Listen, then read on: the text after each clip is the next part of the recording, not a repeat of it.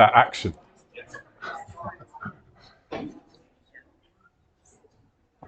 Hello, everyone. What we thought we'd do is wait till you've all got mouthful, invite you in, and then I can just talk at you because you can't speak. No, really we wanted the opposite for a lunch and learn, so very informal session.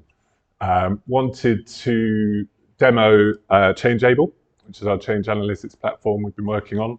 Give you the backstory to that and let you know what stage it's at. And then, yeah, have a play around with it, ask any questions along the way. Really wanted it to be a bit of a conversation starter because for us, it's not, the value isn't in the tool. The value is always what you do with it. The background to ChangeAble, actually the idea, I'll just let one more arrive. Hey, Bjorn. The idea behind ChangeAble started way ahead of it. So in our work with change management offices, we do a lot of benchmarking, and we bumped into a really small, high-performing change management office team at the Alberta Energy Regulator, of all places, led by a guy called Nick Freeman. And they had developed a prototype to predict the likelihood of success or failure for major change before change started. I won't bore you with the data science behind it, but they were scoring change across 20 factors, and that would give them a predictive score on the likelihood of success or failure for change. Ursula will always tell me off when I say predictive, because she'll say you can't predict human behavior. But they got it to actually be able to predict the likelihood of success or failure to 0.98, which was almost bang on. So we were really interested with that concept, and the value that it brought them was twofold. The predictive element of it allowed their strategy team to pick their bets, to choose their bets, but also it was prescriptive in that it would identify areas that they really needed to focus resources and attention on. Whoops, sorry. So we got really excited talking to them about potentially partnering with them, developing this into something much broader. And we kind of went through the process with them, and what we realized was to build predictive models, you need a lot of historical change data. And so whilst they were able to build something for AER themselves, they had a lot of historical change data. When we went out to all of our clients, no one had any data at all. And so what we realized was the first step to doing things with data was to actually give our clients the ability to start tracking and reporting on certain change data. When we're speaking to our clients about change analytics, the biggest thing that came up, and what I want to spend most of this demo on today, was really focused on cumulative change impacts and being able to visualize those across the whole enterprise, across the whole portfolio. Just to backtrack, the starting point for that was to get everyone to be doing change impact assessments in a consistent way. And we realized that you had to go further back than that and actually start by getting a consistent single view of your stakeholders in your business. So we started on the journey, ChangeAble, speaking to clients about the kind of key areas that they wanted to track and report at an enterprise level, and really focused on 4 core areas. So you'll see on just this overview, 4 quadrants, and I'll talk to each. Change risk on the left, readiness, top right, then we have impact, adoption and benefits, and then we come down to a bit of the detail on impact. Just to start, change risk is actually specifically risk of non-adoption.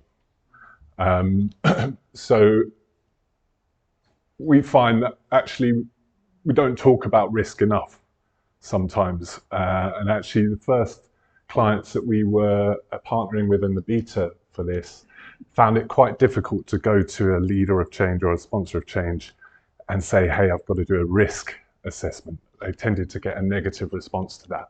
So often they talked more about scoping and supporting them to get an early indication of scale, complexity, resources needed, etc. Readiness, I think everyone typically has and uses as part of their toolkit. Impact would talk to, and then adoption and benefits realization is another one that actually was really important to view and track, and not many people do. I'll stop just quickly, actually, because I've given the overview. Has anyone got any questions just on this initial view? Oh. Sorry, easy question. Yeah. Does this go up a level to give you a portfolio view? Because what I'd be interested in seeing is the portfolio. Yeah. Ranked at the top of my portfolio will be those projects that will deliver the highest business value, but I want to see some of the change analytics against that portfolio for my high-ranked initiatives. Got screen issues. Thomas going to fix it. So the end goal for ChangeAble, the value that we wanted to give clients is to try and visualize this data at an enterprise or portfolio view. So how do you accumulate and then roll up and surface that in a dashboard? So our clients are typically leading a Centre of Excellence or CMO for change, and they want to have a portfolio view at the moment. And we've done a lot of things on Excel, but that has its limitations. Where we're at the moment, because we're in beta, is we've just taken it to project level. Next step, so we've got 2 more phases. The next step, the reason we've stopped at project level rather than rolling up is because we've got some big questions still around the inputs. So we first want to prove our hypothesis around how we're inputting this data, what the formulas and calculations are to roll that data up and into the visualizations. Then we will roll that up to a portfolio level. So the end goal, or the first end goal, is to be able to log on and see your whole change portfolio in one. And in particular for change impacts, be able to look at where there's hotspots of cumulative change. Really, the value that our customers were looking for on the impact side is to be able to have data and a voice in planning, to bring that voice to planning and scheduling of change. I think the biggest topic that we got back in terms of feedback from customers was change saturation, change fatigue, company starting too much change, not thinking about the collisions of that change, having different communications hitting the same audience all the time, etc., etc. So I think from a change impact perspective, being able to view every change you've got in the organization or all the major change in the portfolio in one heat map, and to be able to dive into that, dig into that to get the insights from that, that's one of the key value adds initially. Do we have a projector?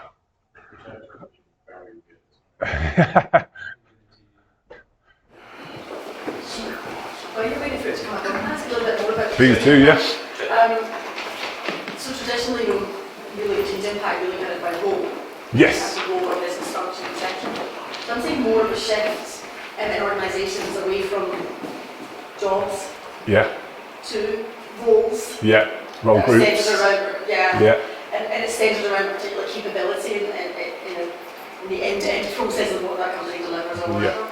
How is this still centred? Is it centred around jobs and different functions or groups? It's a really, really interesting point. We've tried to give flexibility to be broader, higher level, but also to drill down all the way to role. So what you found is, obviously you're doing change, if I focus on impact specifically, you're doing the impact assessments throughout the life cycle of an initiative. Up front, before the change starts, you often don't have all that detail. But in order to influence scheduling, planning, and having those discussions with leaders pre-budget approval or you want to have at least a high-level impact assessment. So in terms of the input, we've really made it much more flexible and much easier for people to either input just at a high level or go down or have both. I'll demo that when we can. Oh, am I moving? Are we going TV? Okay. In the front, on the front.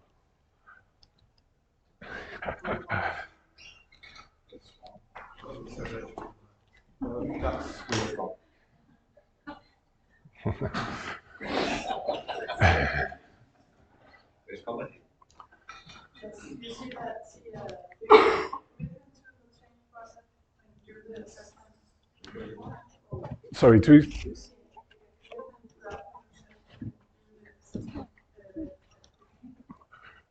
a bigger commitment to the change itself when we do the assessment at the beginning. I'm not sure I understand the question so much. I will reframe it because I think Selina and I are on the same page about this. And it's interesting because you were talking about the Alberta group. Yes. For me, I've actually seen them present that story at a conference. It was less about doing the assessment and more about how people focus their attention. When they're like, oh crap, there might be a risk here.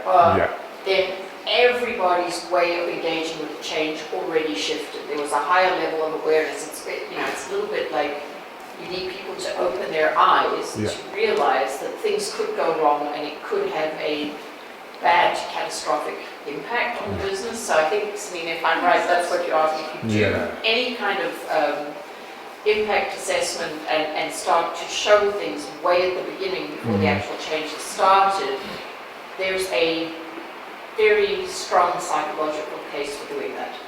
I think especially on the risk assessment, so actually that's really a good conversation to have with the leader or the sponsor before the initiative. Although they might, if it's framed in a risk term, sometimes they react negatively. You're coming along to tell me my program's high risk. But actually, because it comes from the change or the OD team, it's really having a good discussion with that sponsor about where, the standards or what we've found helps our clients is it just gives them a support that's less subjective, if that makes sense. So they're coming in to a conversation with a sponsor to show that the system is showing there's a risk levels here, and this might be why, and we might need to think about how we resource that, how much effort you put there.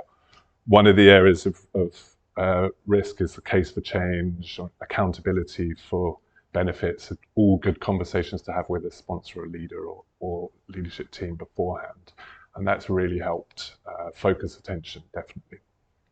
I think I can imagine this also being a really great tool to drive that sponsorship adoption, whatever you want to call it, amongst other senior leaders, because what I've found is everybody loves data.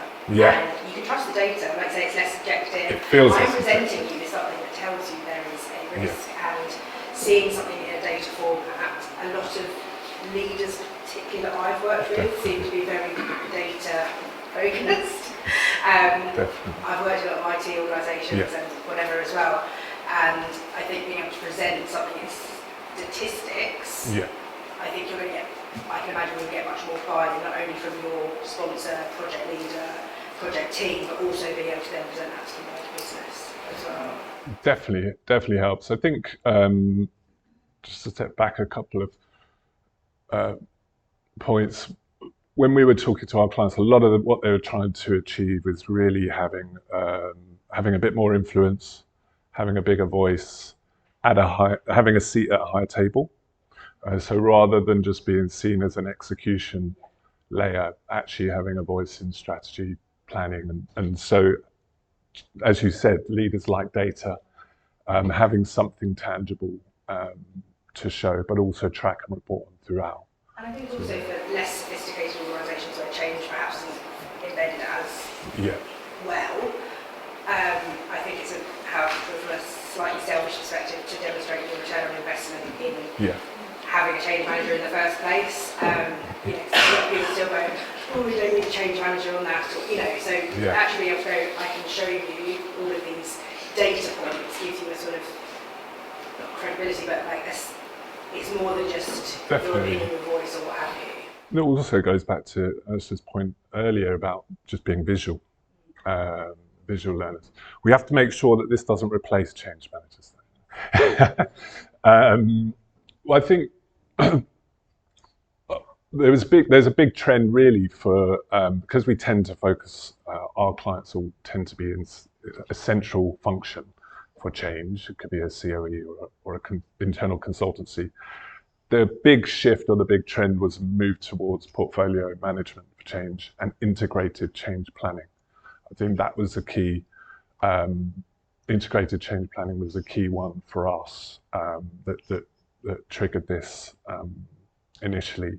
And so, it's just giving leaders of change visibility across a whole portfolio and all the value that can bring in terms of planning, scheduling your efforts and resources and just joining things up, as well as obviously the reporting up is important, but helping you to do your job and integrated change planning, how you use that with communications as well, with big value adds. Yes? I'm more interested in the risk side. Risk. That's risk. Yeah. Because that's one of the things that catches leaders' eyes straight away. Yeah. But this is a project approach, right? And there is a risk at project level, which project program management team does as well, their leadership does as well. So I think what I've found historically is if you call out risk, how do we separate the project risk versus this risk? And how do we share one story? Because risk in the project management space is quite clear, time, cost, quality. Yeah. You know what I mean? That's classified as risk and that catches eye. Whereas risk in change management space could be slightly more subjective. And the question ultimately will still come back to time, cost, quality. Yeah. It's a good point. The focus for risk here is risk of non-adoption. So there's a risk that this change won't be adopted. And we took 20 factors, some from our own research, the things that influence the likelihood of successful adoption or not. So actually it's interesting, there was a comment earlier about visible and active sponsorship scoring 80% of the most important. We found through our research, actually alignment to middle management goals was a stronger influence than sponsorship. So actually that's one of the questions that we've got, and I think Gina mentioned it right from the off. We're big fans of open source. I think to get the logic, the reasoning, and the calculations behind this right, our plan is to get out and do a lot more research. So if we look at risk in particular, we've got currently 20 factors. There's weighting behind some of them, so scale, but also the type of impact. If you have union affected workers, if there's unemployment, if there's structure, that has a multiplier effect on the overall score. So there's some reasoning behind it, which we certainly want to go out and test, and we'll probably go quite broad for that. But at the moment, it's set up to score across certain different areas. Scale, environment is about what's going on at the moment, whether we're set up well for change, how conducive it is. Case for change pushes the leaders to make sure that is strong. Complexity, accountability talks to, business benefits realization, cascading, accountability for adoption, and so on. So there's lots of different areas. But for us, I think the stage we're at with ChangeAble is a lot of the thinking, reasoning, and design and development's gone into it. Next step is really to test all that hypothesis, bring in other people's insights to really make sure we're on the right lines. Can I just say something kind of in response to the point you raised? With projects, it's time, cost, quality, etc. And when you start to use the word adoption, people are a little bit like, yeah. I mean, I think of work where we've presented senior leaders before, when you guys were still there, and that lens when they're looking at the portfolio, whether something makes it into the portfolio, right? Is it, should we do it? It's strategically aligned. Could we do it? Do we have the resources to deliver? And we were presenting that third lens, can the organisation cope, right? Like, can they take it on? That wasn't the point I was going to make. Sorry. The point I was going to make was, I think the commonality, and maybe the language we need to shift to about what projects deliver, the project delivers and what change delivers is an outcome. Right, that's the common space. You won't achieve the outcome of what you're trying to achieve if you don't deliver the project deliverables. And you won't achieve the outcome you're trying to achieve if you don't get to adoption. So that's where they come together. Something about outcome-based planning rather than output delivery. Yeah, I completely agree. I think it's, I have seen that in the last 5-6 years that I think our lot is shifting to outcome. But I think realistically the challenge some of us have faced is when we have dashboards, it's because project management reports in a certain way. And then how do you bring it together as a story? Because then we get real buy-in, at least from the project teams, before we go out to leadership teams, because there are layers, multiple layers even within reporting, isn't it? And people are very conscious of when they report on big projects and programs. So there have been instances where we have raised the risk, and I think there was unanimously outside an adoption risk. It's all about cost and benefits and risks. So, how do we just bring it together? I think, yes, that's the next, probably it will evolve to looking at it in tandem with other reporting as well. I think there's so many variables depending on the organisation. We work with some organisations that are really bad at defining business case. And so it's your adoption section here, and we can flick into that. We think it's good practice to track multiple metrics across 3 different areas during the life cycle of the project. Business benefit realization is only possible if you've defined it at the start. So, there's, I think within, what you need in order for analytics to work well, there's a lot of background work to do. So even, for example, on Change Impacts, you've got to have one common global master stakeholder list for your whole organization. That alone takes people quite a lot of time, debate and discussion. Baz, go on, Ursula. Did you have a question, Baz? No. I was just going to ask whether at J&J you've got a single view of stakeholders. Yes, exactly. I was just thinking about it. So I think the debate we are having is moving away more and more from stakeholders to personas. And this is triggered, I think, with the separation of our consumer organization, where we started with empty journeys, because as those separations goes, many of us probably were involved in one or two, is it needs to be quick. So how do you measure success, and what is the most important thing? We decided, it's probably, your employee, that it needs to be a seamless experience. And we mapped out from a persona perspective, really what is the employee, what is the journey they go through in certain personas. Today in J&J and tomorrow in the new consumer organization. And that triggered a lot of debate about what a solution is we offering on the new consumer side. So I think the stakeholder conversation, because we started that absolutely, I think we start to move away from that and think more in personas. And when you go to do, so in that instance, when you're looking at completing a change impact assessment, for example, this is a bit tactical, but how are you completing that against personas specifically? Yeah, so you're going to look at the persona of one of the challenging ones, for example, like me, a global leader, right? if you are then looking at the global services part of that, you know, how you hire, how you put in ERL request, or how do you do a PO, you know, that is such a different experience for me as a global leader than somebody who's based in one country. And if you then map out the change impacts, it will be very different than for somebody who's only operating in the Netherlands with his team there. So the same process, but different personas. So that's an example of what you start to see more and more. Interesting. So it's looking at the impact on your particular day in life, the day in the life of that persona. Yeah, exactly. Because I think somebody said earlier, efficiency and effectiveness is absolutely still a driver, right, in the majority of our organizations. And maybe it's a little bit more particular for the GPS environment where I'm in, but experience is really rising, because I think if you start with the customer in the middle, your efficiency and your effectiveness gain will automatically come. But it requires a mindset shift that we're in the middle of it, and we want to drive that with the personas more and more. Interesting.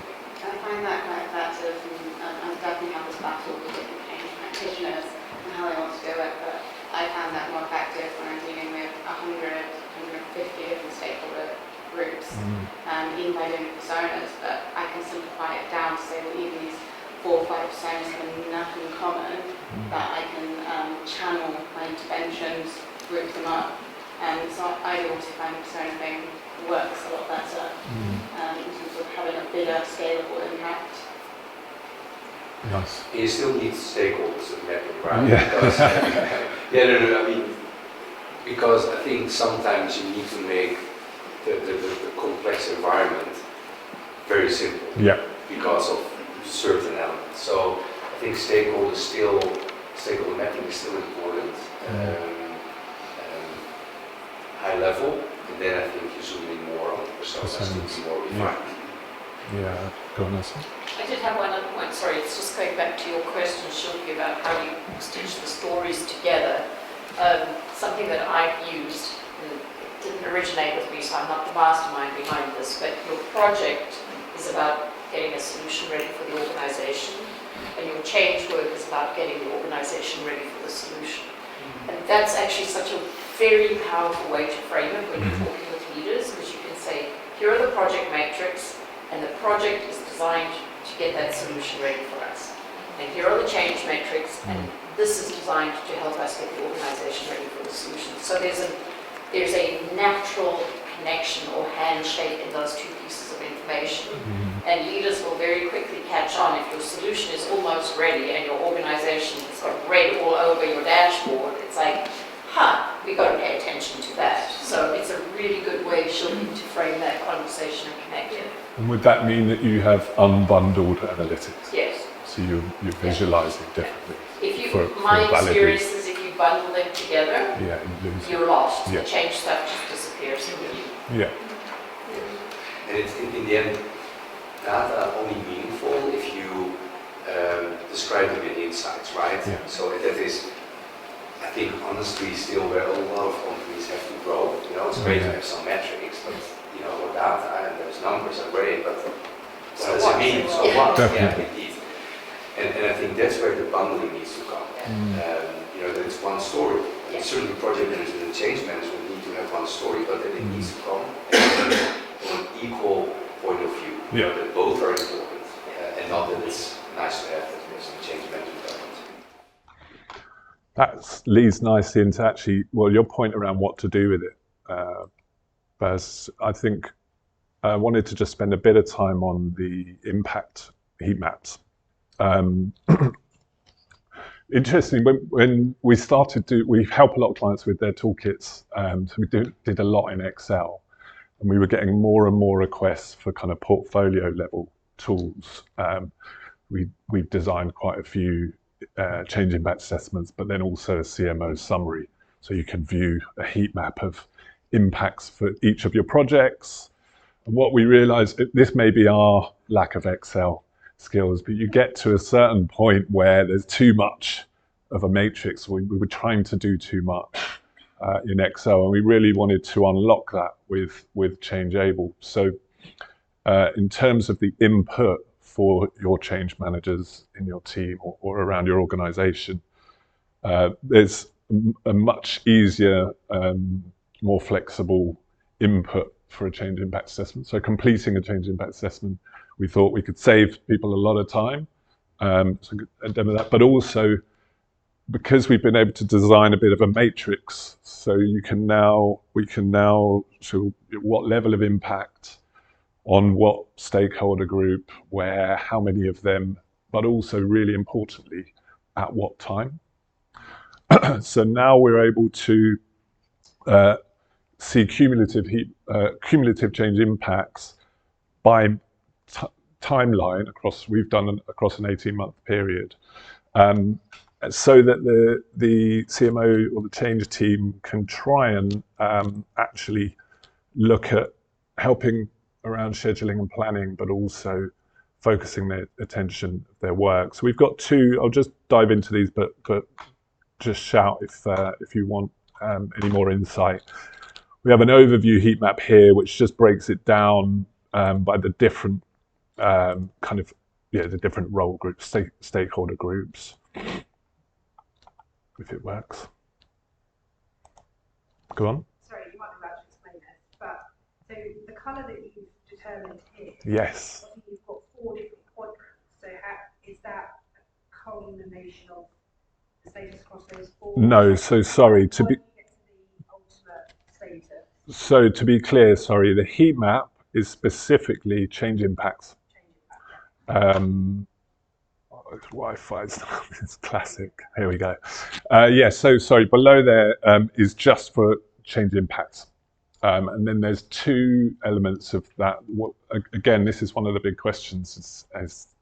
So there's a strong argument when you're rolling up cumulative change impacts that they should just be a sum because they're cumulative. Right? If I've got one small impact and a medium impact and a high impact, that's probably over a high impact. There's another argument that says when you're looking at change impacts across a whole enterprise, there's a different formula for it. So we have, I'll butcher the data science on it, but we have a bit of a weighted average sort of a scoring system between a low, a medium, and a high. So there's low is 1 point, medium is 4, and a high is 20. There's 20 lows to make 1 high. So the heat or the colors that you see here is in magnitude, which is actually a manual input for the person who's completing the assessment. We then have another table, which is scale. So if you've got a high magnitude, for example, you can see here, EMEA is high. I want to dig into that detail. I can come down here and actually look and break that down. So we can see EMEA, but specifically manufacturing, and then it's in continuous improvement. I can actually get down to see which role that is. That's a project level, isn't it? Yeah. Sorry, I can't see from you, but it's the timing, isn't it? It's the month. Yeah, so that's another big question that we've got. There's 2 arguments. Half of people said we like it by week. Weekly. Other people like month is as much as you're going to get. I think a lot of the time it depends on the stage you're at in the initiative. If it's before, you don't want by week. By month is enough. If it's during, and again, it depends on your use of this data. If you're using this to actually formulate your plan to manage change, then you might want more granular detail week. Initially, we're using this to get that CMO view of the portfolio and see across the enterprise where have we got either really heavily impacted groups of people that we need to focus on. Do we need to go and speak to those leaders about scheduling this change slightly differently? Alessia? Question. Sorry. This is really, really interesting. One of the things that I think we're trying to pivot to in our organisation is thinking more about what is it are those teams going through that's not change. Yeah. Because what you find is you've got, an example is finance, the finance department. If they're doing their end of year reports, Yeah, exactly. on paper it might be moderate impact. Reality is they've got loads of other stuff going on. Yeah, joining And you up to can real probably, life. Yeah, you could probably map out, and actually by having conversations with stakeholders around this is the change. If you're going to a finance department talking about changing, I don't know, end of year March or April, you just feel really, you look detached from the organisation. Have you got capability in here to start to do not just about change, but also BAU, run the business? Broader. We haven't thought about that yet. We haven't thought about putting that in here yet, but definitely I think that's part of the thinking, is that hopefully this just gives you that red warning sign. It's like finance, you can see they're being hit, or something's being planned where a high impact is going to hit them at month end, year end, and be able to give you that forewarning. So a lot of this we're hoping can give you visibility to affect things in advance. And I think it's just relevant. Oh, sorry. It's time, that's why I asked most of the organizations, we found that years was the time. Yeah. Like we work for airlines, so summer is known for us. Absolutely not their airports, right? There's a phase there where the small change means huge impact. Yeah. We can't train around people that we can't take them off for 5 minutes. Full stop. That's where everybody makes money. So leaders' attention is really goes to that forward and it goes to summer. Yeah. Or maybe summer. They know that the focus on the rest. It needs to be blue then. And it's cumulative actually. Cumulative is the big issue. Tried projects historically, but obviously not at that level. But ultimately the power and impact comes from when we show them through the impact. Exactly. That's what I think they're asked, which is tell us the sequence, tell us the time. We can leave that as far as you tell us the sequence and the time. Yeah, we've exactly that. We found originally we were working with Pepsi, they wanted to see cumulative change impacts. And actually they started on the process and they realized that they had just under 20 different change impact assessments with different formats, different names for different stakeholder groups. So actually bringing that together in one standard way just gave them ability to visualize. And then they ended up with a journey map plan on a page that they could see their whole portfolio, their whole transformation journey all mapped out in one, and where those cut across each other and where they needed to join up with different organizations or business. Go on. You just said that journey map, I was going to say it's a yes and, right? Cumulative is the thing that draws your eye to it, it's red. It's the prompt for a conversation and discussion. Exactly. And I think, so I had much more rudimentary, I'm having envy looking at this, much more rudimentary kind of, and just trying to maintain the data was huge, right? Yeah. And so I almost say that there's a point where you have to not add more in, recognise the value of what you have, because it is a prompt for the conversation. Yeah. And what I found was trying to introduce this is driving a change, right? Yeah, in itself. And so it became, I failed, right? And it's only since I've moved on and a different part of the business that I'm looking back at work that's happening where I was, and one of the groups suddenly have an appetite for wanting to see cumulative and the map. And it comes to this morning's conversation, there's this element of they need to take ownership. Right, so you're providing them with what we know, this is what it's looking like, but then at some point they have to make meaning of that in the context of their part of the organisation. Okay, on top of that, we know that the summer is out, we know that our part of the organisation is going through X or Y. So that's, I would say caution to be adding more and more layers of it and just use it. Definitely. It's there to then prompt the conversation and let them take ownership for what it means for them and their part of the business, what they need to, changes need to happen, they can feed that back. But they know their part of the business, they know the rest of it. You don't need, this tool doesn't need to know it all. 100%, you can have analysis paralysis, can't you? Yeah, and I think that also then comes back to that, you're not just getting your sponsor or the change view, but actually, you taking this to your boss, to their boss. But actually, it's going up to the board and going, okay, marketing, what does this mean for you? Finance, what does it mean for you? Sales, what does this mean for you? And actually, like you say, looking at it from that cross-organisation rather than that siloed view from where you're. Definitely. I think, just before another question, we want to, when I worked with Cargo, they were using a different analytics products, and one of the issues they had was with the licensing. is that they can only have one person use it. And so for us, it's really important to have as many people view it on a project as possible. So we have kind of different options so the CMO can see the whole portfolio and all of the data that exists within their change portfolio. Individual users might only just be able to see their own project because we don't want them to have that visibility, but leaders will have access to this as well. And so ideally you want to plug in the whole group and that they can access this at their own time.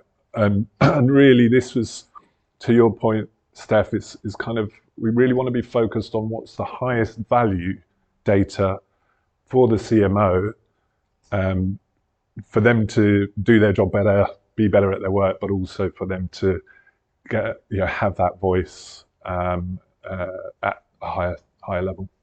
Paul. Now, a question about subjectivity. Yes. So with the inputs that are driving it, so it's a general question about change. How do you correct for human error, human bias?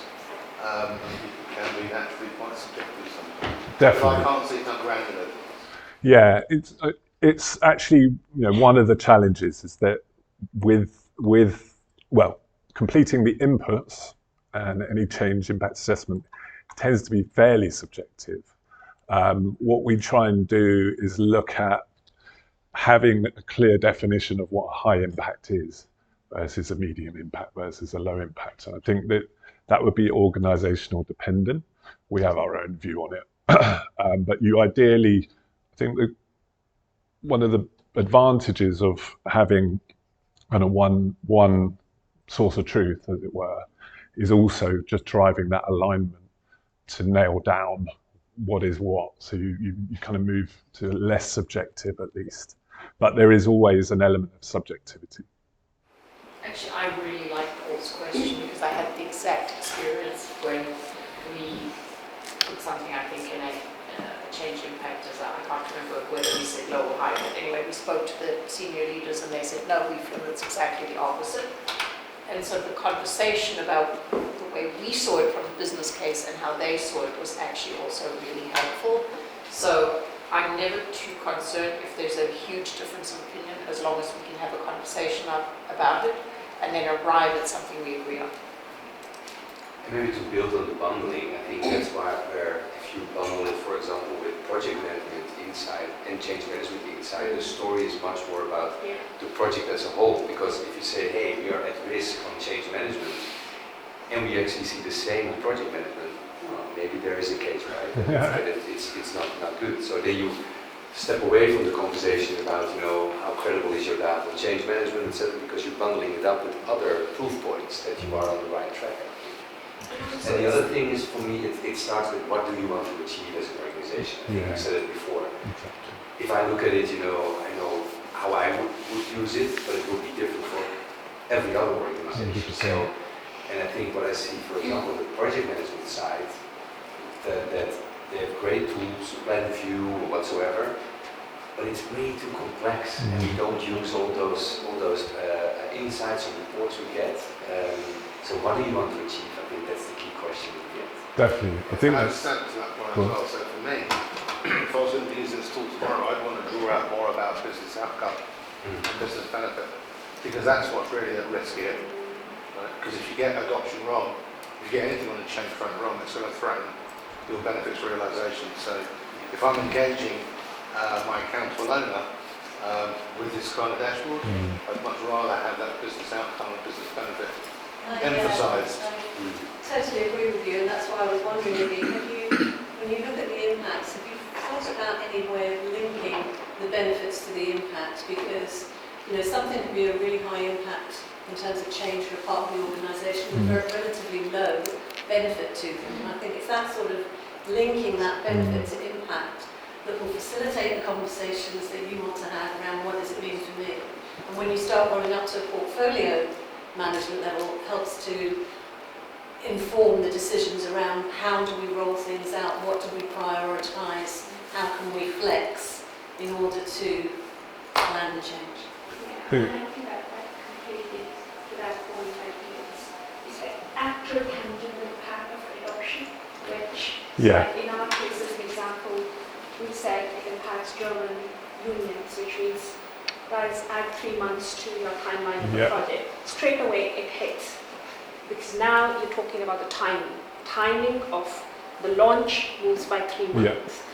Rest of the impact, where we talk a little bit subjective, I have seen not resonating it, because it's not what does it mean for organizers. How can we link it Yeah. powerfully to the benefits will be key here.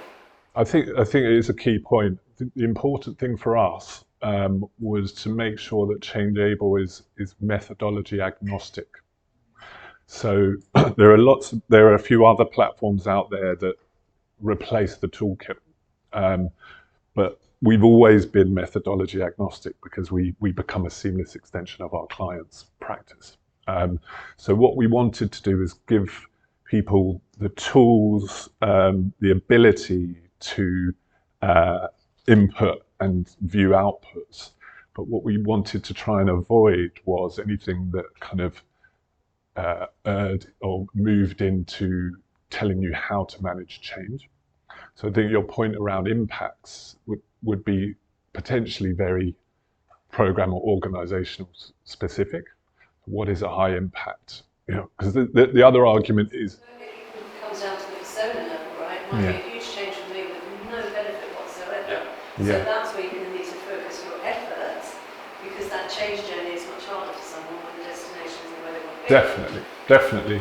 Well, I mean, just to give you an example. That's where those insights, different sources will bring in the end the story about your insight, right? This is one element of the puzzle. And it's the airtime of leaders as well. Leaders have limited airtime. Project management takes that airtime. Then I think there's merit in having a combined story.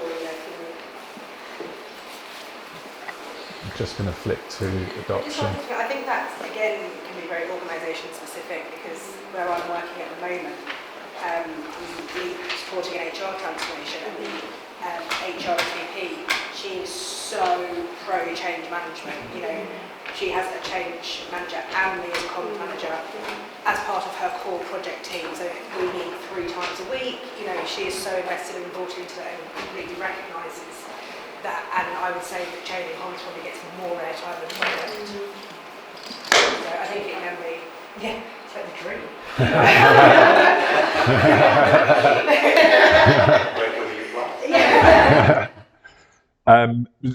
Just to give you an example, so what we've tried to do is, and you know, as we move through the beta, we'll be tailoring this and perfecting it and improving it. But we've just tried to give the canvas for our clients to input what they want to input, and then but the ability for them to then see that at a rolled up level. So in terms of business benefits, it's free. We're not prescribing what those benefits or what those metrics should be. We give guidance in the tool around what your deployment and engagement metrics could be like, what your adoption metrics could be like, what type of metrics you might look for in business benefits, but everyone will have different.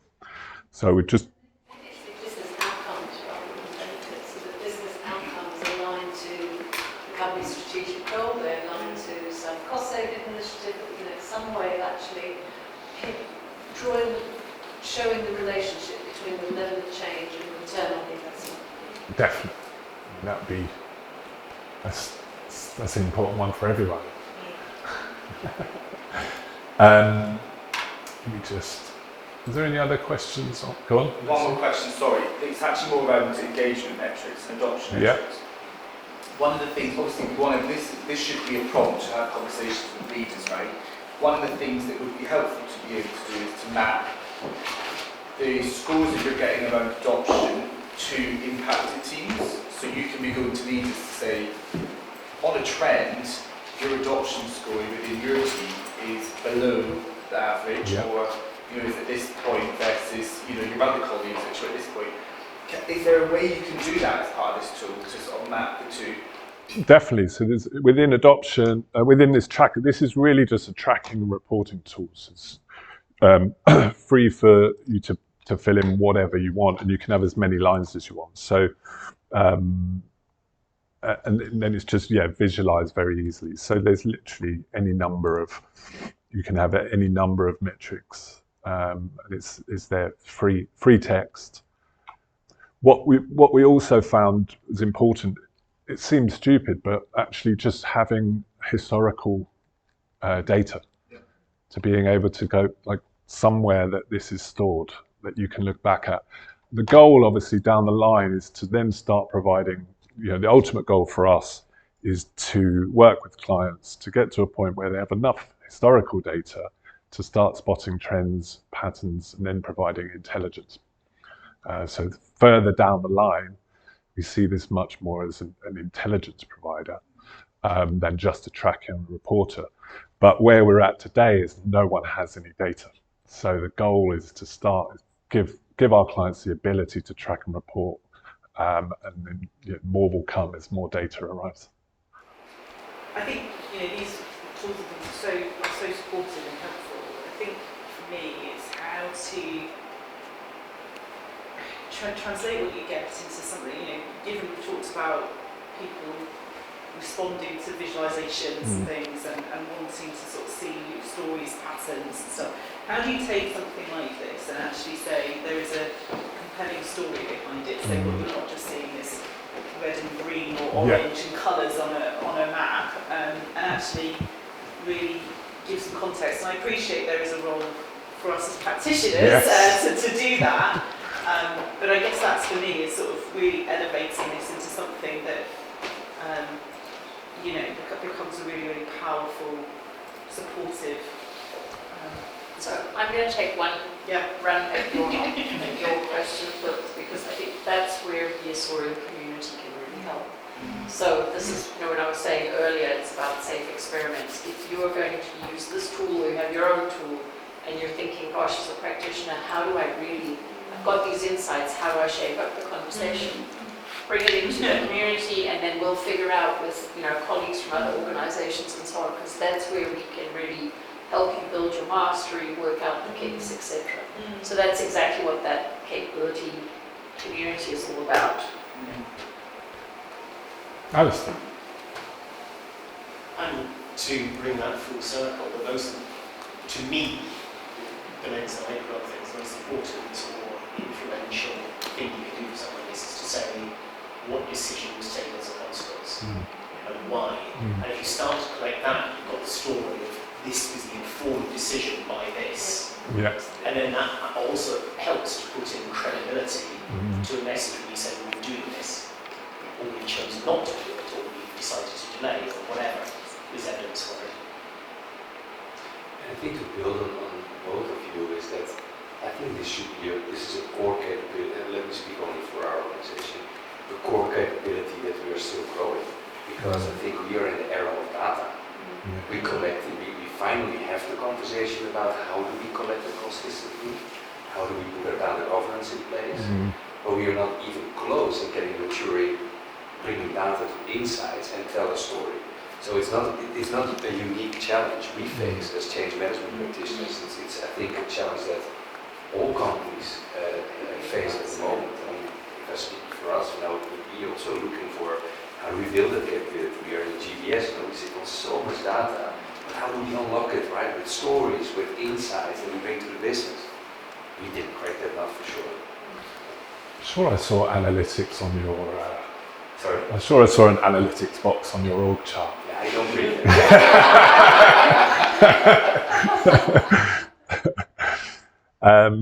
I mean, I could talk about this forever, but does anyone want to dig into anything? Want to see any other bits of this? Any of the inputs or any more questions? Is this driven from the Excel to? So where it's built. Extensively use that Excel to. Yeah. You probably know where it falls anyway. So it's on the full Microsoft tech stack. So hosted on Azure. The back end is Dataverse, Dynamics, Power BI, and then it's surfaced at using Microsoft Portal. So it's all full tech stack of Microsoft, back end Dynamics. Power BI is the front end that you'll see surface. So what we do, we embed the Power BI in the front end. So for our clients, it's a web front end.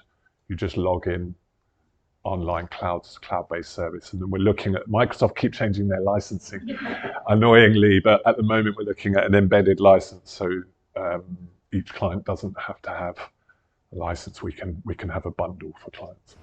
I'm going to ask you a very, very technical question. Go for it. We do use for project management, we have a Microsoft SharePoint kind of tool. Yeah. Can this be plugged in future? That's a good question. I probably don't know the answer.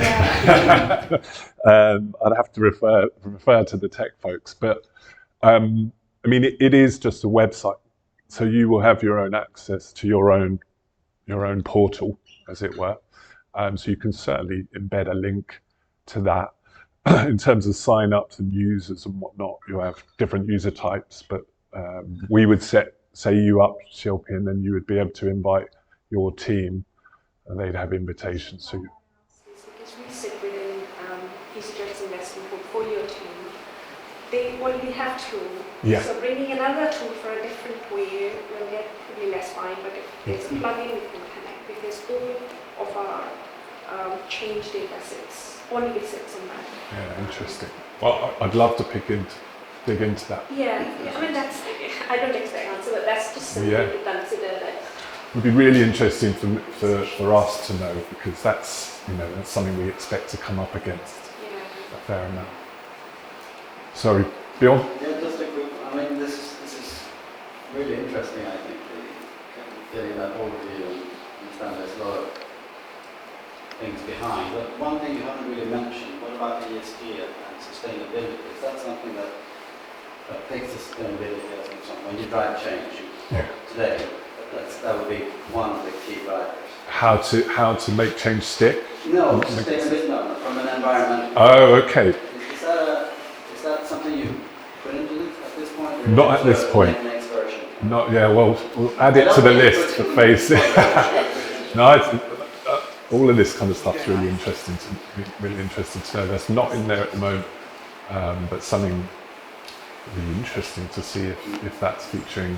I think you probably better you'll know better than us whether that's featured in the discussions on programs. I can only speak from my own experience. I think going forward, or over the last couple of years, any major business transformation, sustainability from an environmental perspective would be a key driver. Not necessarily the most important one, but something. Do you mean more so, sorry, in terms of the outcome for the business, making the business more sustainable? Yes, as part of, I mean, I think a lot of businesses today, what do we need to do in order to radically change from sustainability perspective? Definitely. I mean, we would see that as part of the business benefit metrics that would be tracked if that was an important. Who else was that? Time. Am I out of time? Rob, one more? Are you going to do project phases of the project? No. So there's two right now. So actually, it's in beta at the moment. We're going to be opening beta up to more clients early 2023, and then next phase is really once everything is kind of agreed at an input level, at a project level. It's very easy to roll up. The reason we haven't yet is just because there's a couple of big questions at this level. But then, in terms of phasing, but also you're going to potentially have multiple projects under a program, and then multiple programs in a portfolio in an enterprise. So definitely we have multiple kind of phasing, but also different roll-up levels. Early next year, we're looking at ideally two sprints in Q1 to just get it to portfolio level.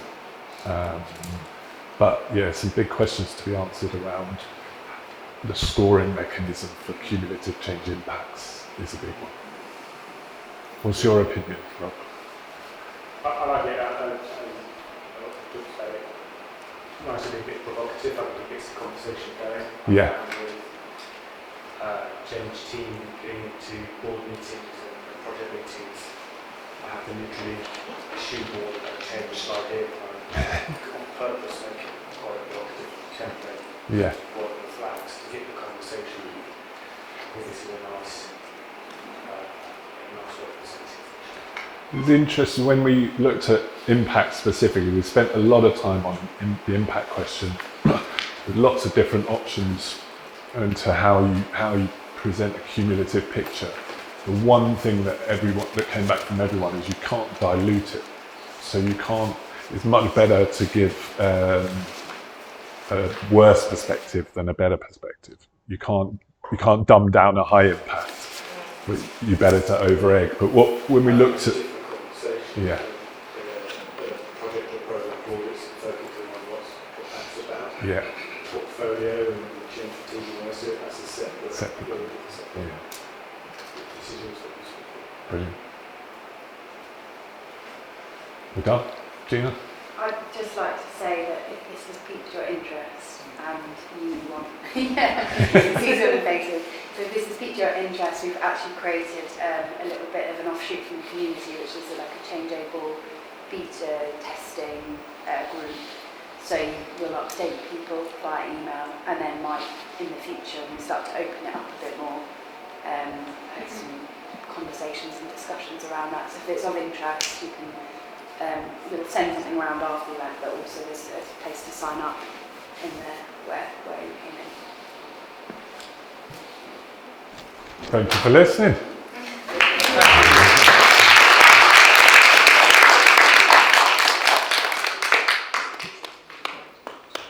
I was going to show the inputs for the change impact assessment there, but I'm worried my tech's going to go. Hey, Rob.